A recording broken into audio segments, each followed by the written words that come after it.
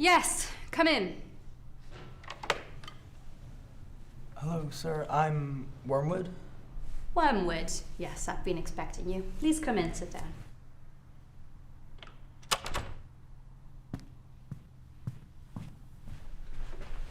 How can I help you? I've been having some trouble with one of my patients. Yes, I've got your report right here. Now what you're saying about guiding a patient's reading and making sure he sees good to lose materials print. But aren't you being a trifle naive? It sounds as if you suppose that argument was the way to keep him out of the enemy's clutches. He might have been saved. He lived a few centuries earlier. At that time, humans still knew pretty well when a thing was proved and when it was not. And when it was proved, they truly believed it. They still connected thinking with doing and were prepared to alter their ways as a result of a chain of reasoning. But thanks to the weekly press and other such weapons, we have largely altered that. Your man has been accustomed ever since he was a boy to have a dozen incompatible philosophies dancing about in his head. He doesn't believe in doctrines as purely true or false, but as academic or practical, outworn or contemporary, conventional or ruthless. Jargon is your best ally in keeping him from the church. Don't waste your time trying to make him think that materialism is true.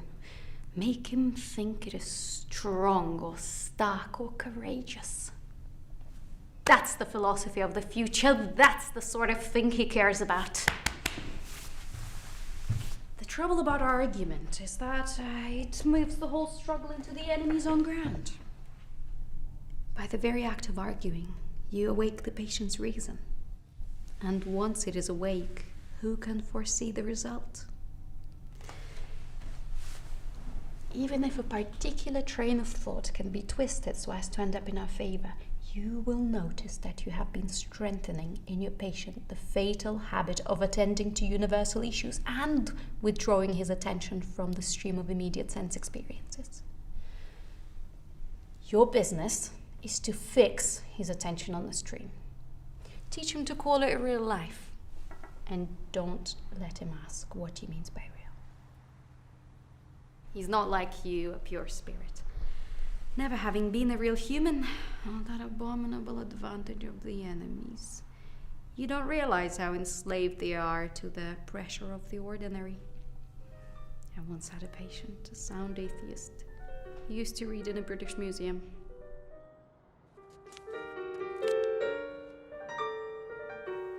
One day, as he sat reading, I saw a train of thought in his mind beginning to go the wrong way. The enemy, of course, was at his elbow in a moment. Eternal. Eternal. Before I knew where I was, I saw my 20 years of work beginning to totter. If I had lost my head and began to attempt a defense by argument, I should have been undone. But I was not such a fool. I struck instantly at the part of the man which I had best under my control and suggested that it is just about time to get some lunch. The enemy presumably made the counter-suggestion that this was more important than lunch. At least I think that must have been his line for when I said, wait, in fact, much too important to tackle at the end of a morning. The patient brightened up considerably, and by the time I had added, much better come back after lunch and go into it with a fresh mind, he was already halfway to the door. Once he was in the street, the battle was won.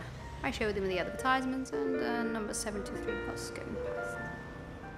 And before he reached the bottom of the steps, I had got into him an unalterable conviction that whatever odd ideas might come into a man's head when he was shut up alone with his books, a healthy dose of real life was enough to show him that all that sort of thing just couldn't be true. Would you like a sandwich? Oh no, I'm okay, thank you. It's vegan. I made it myself. Okay. Thanks. He knew he'd had a narrow escape, and in later years was fond of talking about that inarticulate sense for actuality, which is our ultimate safeguard against the aberrations of mere logic. He's now safe in our father's house. You begin to see the point. Thanks to the processes which we set at work in them centuries ago, they find it all but impossible to believe in the unfamiliar, while the familiars before their eyes keep pressing on him the ordinariness of things. Above all, do not attempt to use science, I mean the real sciences, as a defense against Christianity. They will positively encourage him to think about realities he can't touch and see.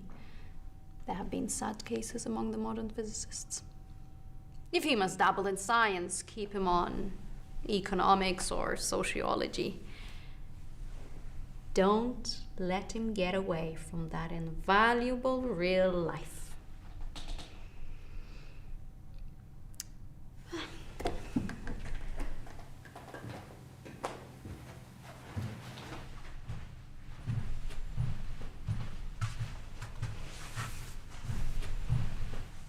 Best of all, let him read no science at all, but give him a grand general idea that he knows it all, and whatever happens to have picked up with casual talk and conversation is the results of modern investigation.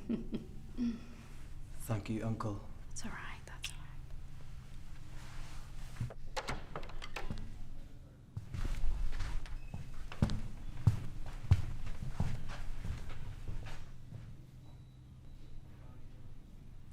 Do remember, you are there to fuddle him. From the way some of you young fiends talk, anyone would suppose it was our job to teach.